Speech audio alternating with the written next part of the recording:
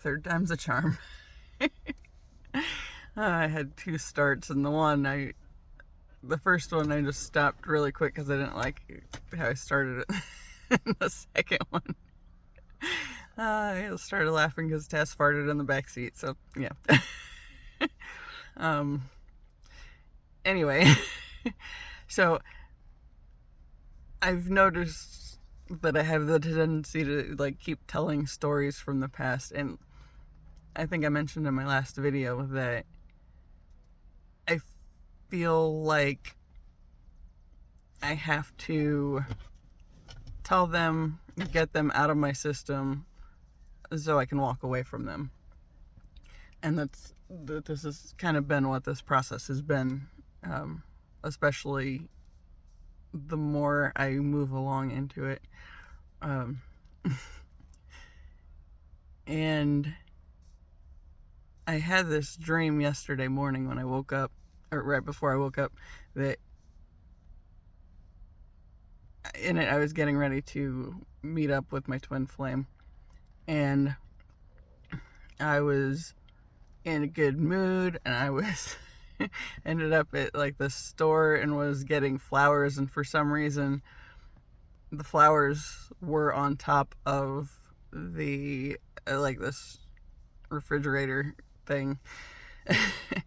And so I'm standing on a chair and picking through the flowers, and I decided I was going to go with 7 red and 4 red and white, just because I like my numbers, and 4s, 7s, and 11s are important. So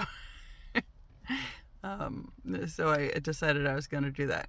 And in the dream, I was just in a good mood. I didn't really have any kind of expectations. I just wanted the flowers there to be pretty. And when I got to where I was going, there was this big, I don't know, picnic kind of set up on a blanket, and it was clearly that I had shown up late to it or something. And there's this brownie in the shape of a heart that had been picked at around the edges, and I felt like I had disappointed somebody, right? But when it came to who I had disappointed, or when I connected with the person in the dream, it was my ex, and I just had this overwhelming sense of disappointment. And I kind of left it. I woke up shortly after that and kind of left it there. Didn't really think much about it throughout the day. And then last night I went to write it in my one of the journals that I keep, that I'm writing. I mean, essentially, as though I'm writing to my twin flame. But otherwise, it's a journal / rough draft for the book that I'm long working on putting together. It's I've always known I was meant to write, and I'm just kind of collecting the stories and the lessons that I'm learning through this awakening process. And I think that's essentially the direction of the book at this point. So that's, I was writing it in there. So as I got to thinking about it, I just said I was just so disappointed when it ended up that my ex was the one that showed up. And as I thought about it more, I think just with the way my life has gone, there's been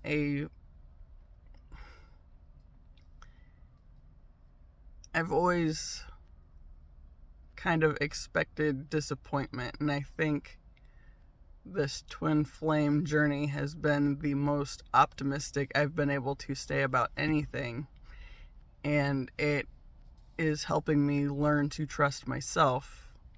I don't I think I mentioned in one of these videos that Annie had said it might not be the person that I expect it is, the one that's coming in. It might be somebody, you know, with the same name that's interested in like these same things. It's like, she said it, and immediately, like, there was this voice in my head that was like, nope, that's not it. And throughout my life, I've always, you know, I'll hear the people that say, well, you could be expecting it wrong. And, you know, I end up, yeah, you're probably right. And I just accept that rather than committing to believing in what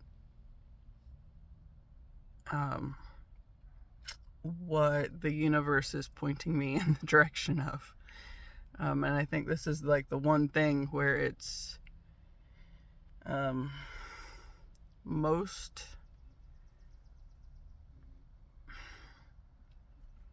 how to say that, where I'm most inclined to stay focused on this one direction, because the purpose essentially of the whole twin flame path is to spur each other into the ascension process. And that has very much happened since the universe directed me to this person. And that's the whole reason I started putting my voice out there at all was only because I was being directed that way, and because I had this nagging thought that came up that was basically saying, if you don't start putting yourself out there, how's he ever going to find you? It's like, oh, that makes sense. Because this isn't somebody I've seen him in person, but we weren't talking or anything. So it's kind of been a process. You know, and I've said many times that I went live on Instagram the first time to basically break the ice on me being able to do this. And it was so stressful for me that I cried immediately afterwards. You know, and the first video I did was completely scripted and ended up being a lot longer than I anticipated, which since then my videos have the tendency to go a little longer than I planned. But you know, like, the whole reason any of it has continued to gain any kind of momentum on helping me to embrace what I have, the aspects of my journey that I have known I'm meant for, and starting to live as though I believe that that's what I'm meant for, so that I can expand into whatever life I'm supposed to be leading. Yeah. And I've mentioned in my little twin flame book anyway that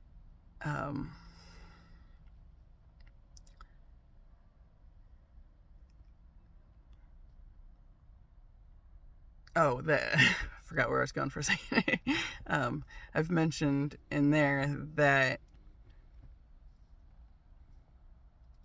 I feel as though basically there's been this gap in the life that I know I'm supposed to be leading and the life I've been leading. And, you know, I find myself joking in these higher levels, if you will, about my peasant life before everything changed. And that's, I mean, pretty much the nature of my existence before I started doing this stuff, before I turned 40, all this. It's like very much living a smaller life than I knew I was supposed to be meant for. And the family stuff that I've had to work through. There's a lot. There's been a lot throughout my lifetime that I've known hasn't resonated. But yet, because it's what I had, had what I had to go off of, and nobody else was around to encourage me to trust myself, then I started listening to the naysayers and accepting that I was probably wrong. I watched this Nordic Light tarot reading this morning, and she was talking about, it's like there's been this gap or a broken bridge, and something's been keeping you from being able to get to where you're supposed to be at.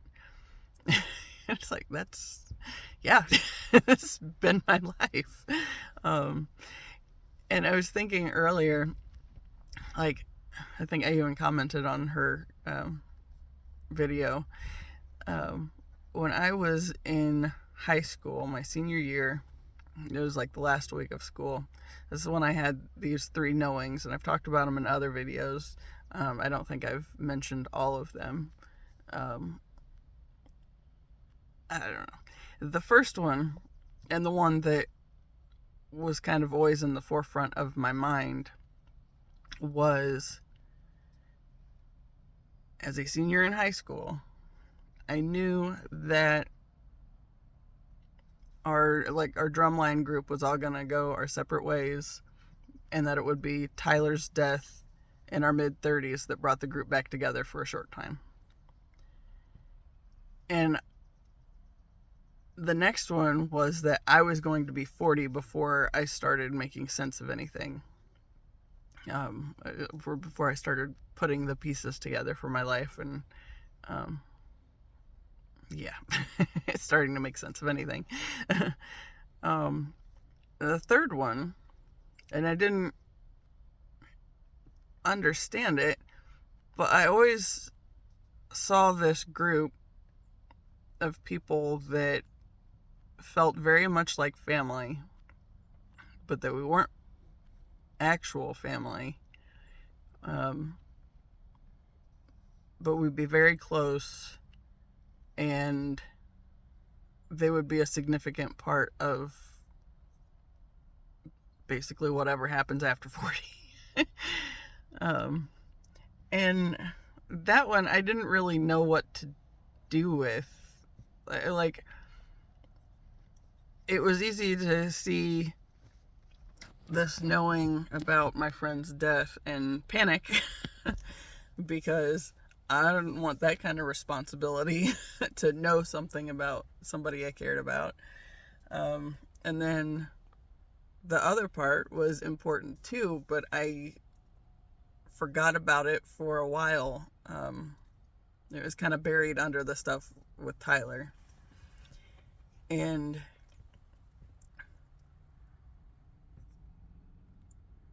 it wasn't even immediate. Like, it kind of would flash in the back of my head, and I'd kind of remember it briefly, but I couldn't quite grab it.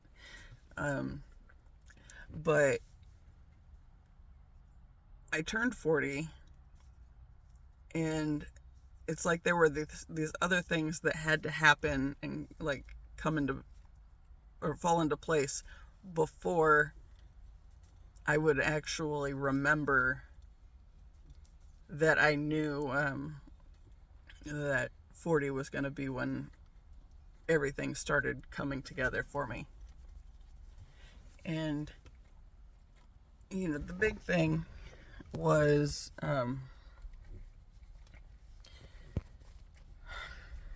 okay, so I had some derby stuff going on, and like, the funny part was, like, starting out, I'm getting distracted by the dog licking herself. Hold on. Okay, so it was like I had to have these things that happened before I remembered that 40 was when it came together. And what happened was I had there was okay, so before I turned 40, one of the triggering moments was, and I didn't even I wasn't aware that this was happening initially, but I had said a few years ago that whenever it was time to break the Dr. Pepper habit, that the universe would basically line it up to make that happen, and I wouldn't even necessarily be doing anything actively to like start getting in better shape and taking better care of myself. And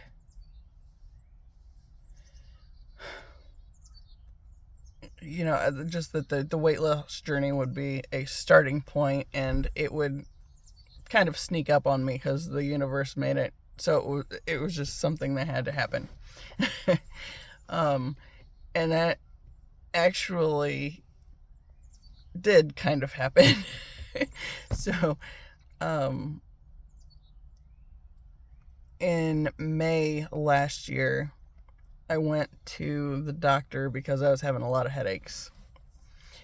And then I had to go back in July for a physical to get cleared on my shoulder for a job that I was trying to get. And from May to the end of July, it said when I got weighed at the doctor's office, it said I'd lost 15 pounds. I thought the scale was wrong.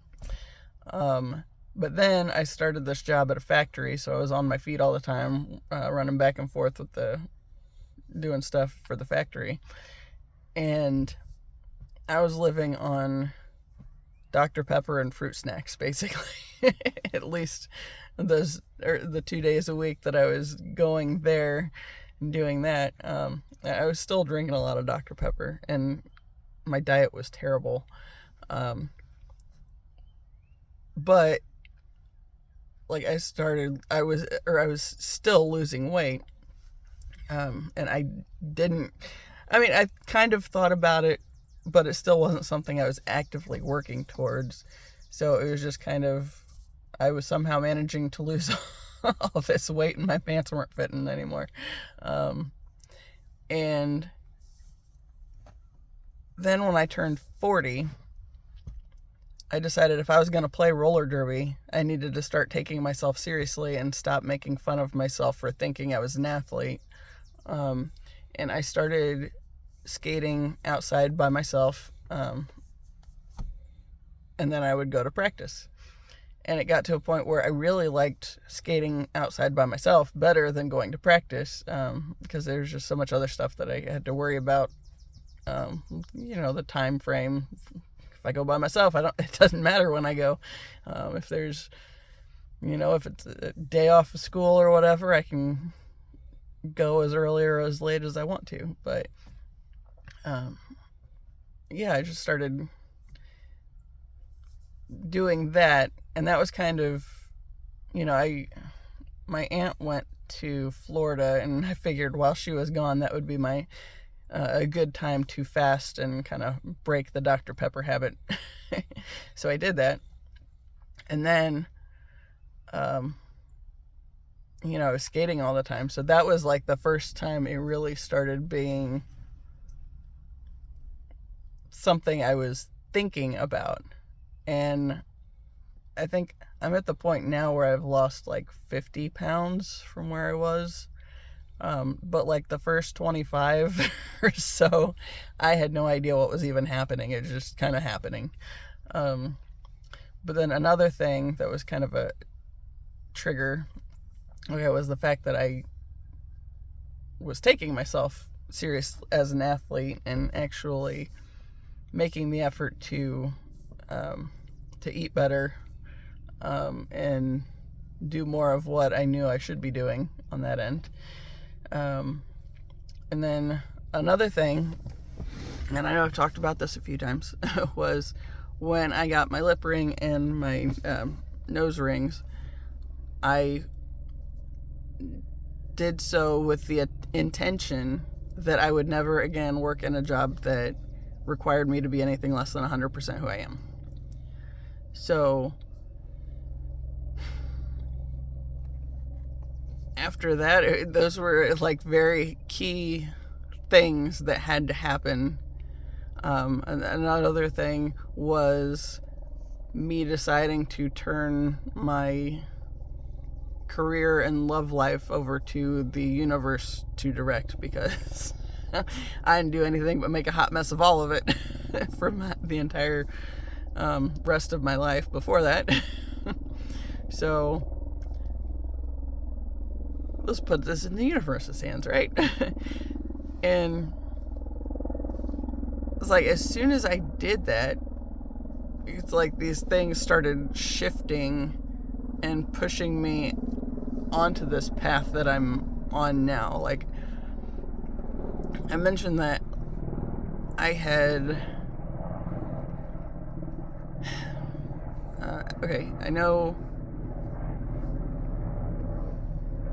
I think that when I first heard about twin flames as like that label, I was it was in 2013. 2012. I was dating my ex, knowing he was very much not my twin flame, but thinking that Tyler was, and even though Tyler was still alive at that point, like we were just doomed to never connect. But I thought he was my twin flame, and I think he was the false twin, if you will, because that's a thing too. I always said he was my catalyst, or because he did push me. It's like he didn't even have to do anything. He pushed me so much in all these different areas of my life with when I was struggling with stuff or whatever. There would be something where I would have a memory or something of him that would come up and kind of just linger with me. And I never really understood that either. Until that third knowing. But I mean, that's the purpose of why I was telling this story. Yeah. Okay. So once these other things fell into place, it's like they were just these keys that were waiting to be locked in to shift me into this next level of understanding. But when I started, in the fall, when I learned who my twin flame is,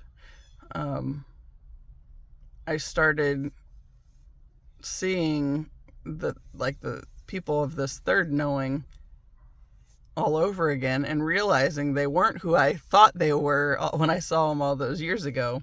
Because back when I was in high school and I saw them, I thought it was the ex I was with at the time, and like this band he was a part of. But it never really made sense. Like, even as I've thought about it later, it's like, well, for this little band, I always thought Brandon was whatever. Steve hated me. Brad I haven't talked to since we broke up in 2003. Paul moved out to Colorado, which that's kind of a moot point. But we don't talk much. And then Tyler's dead. So it's like, it wouldn't make sense for those to be the people that I was seeing. And then, like, I started realizing that this third knowing was, like, basically connecting with my soul family in the 5D. And it's interactive. And like, I've seen many more people come into it and leave, and it's kind of directed by where my thoughts go, but not entirely.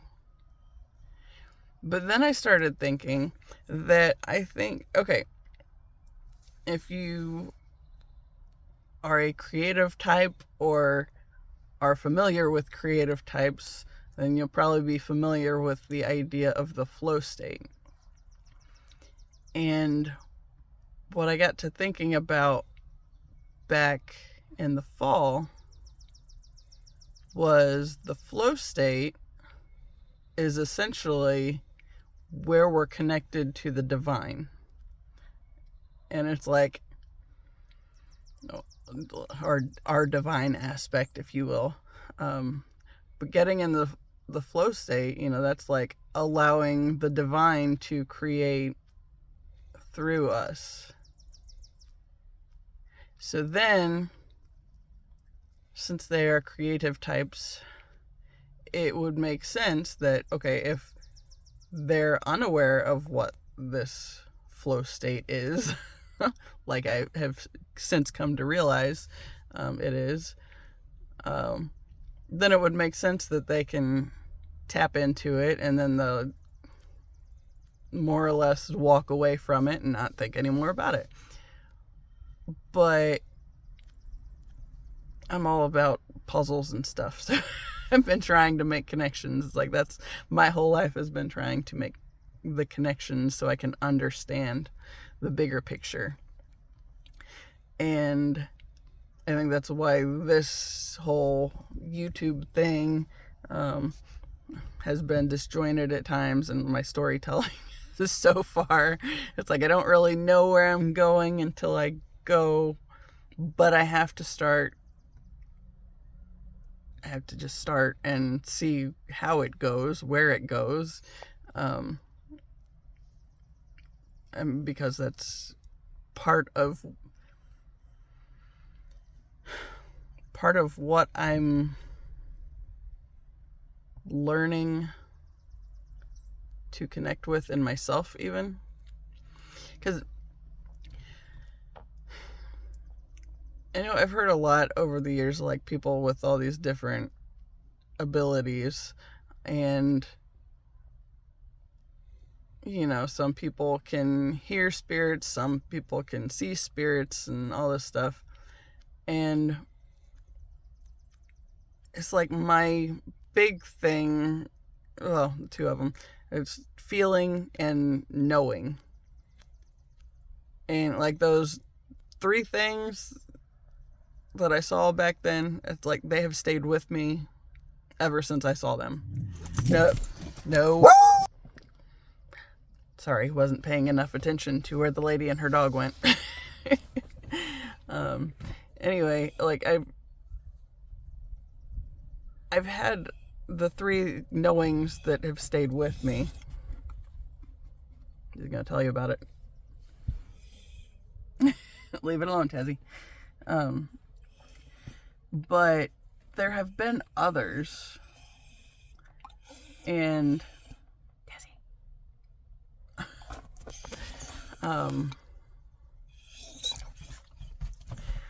There have been others, but like I was surrounded by people that would make me doubt myself whenever they would come up. And so I really just stopped trusting myself. And I think that's why figuring this out piece by piece along the way is so important for me. Because I'm slowly learning to trust myself more and more. It's like, I know the clairaudience and clairvoyance are on the path because they've come up in other ways throughout my life. And Lady's bringing her dog nearby again, so I might have to pause this again. Anyway, we'll just relocate. Okay, sorry about that. So, I know that those are on the path as well because I've had moments with them.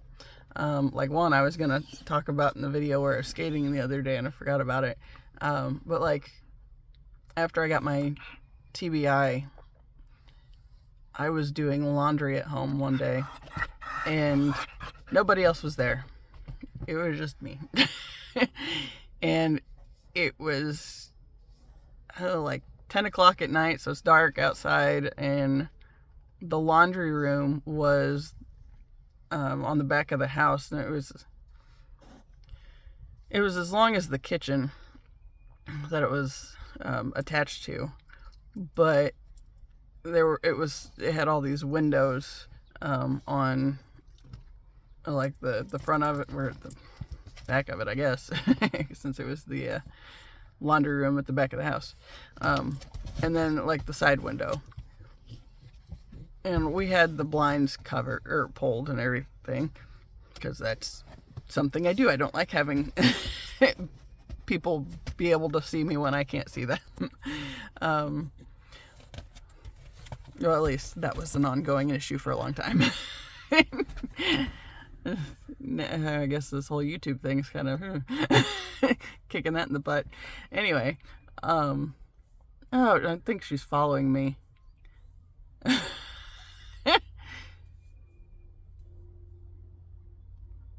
And her dog knows I have dogs at this point. Anyway, hopefully she's not coming this way. But I was doing laundry and nobody else was there, and my head was sort of foggy, so I didn't want to listen to anything. But it was like I heard this whispering, and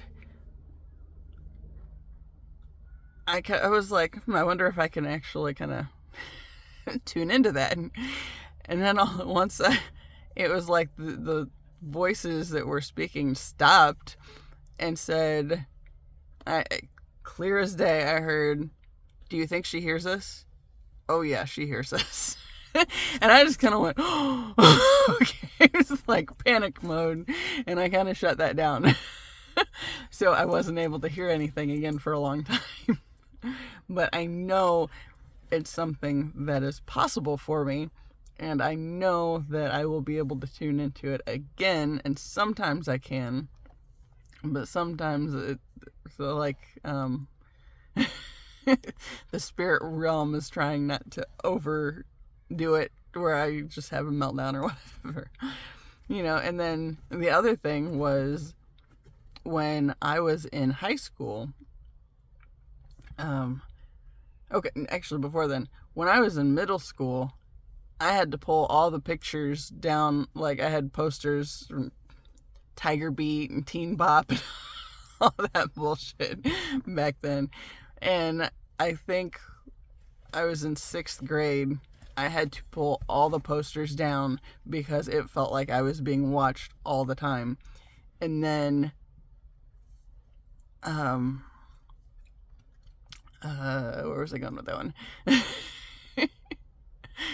Oh, I had one night, I had this futon bunk bed that I got when I was in high school.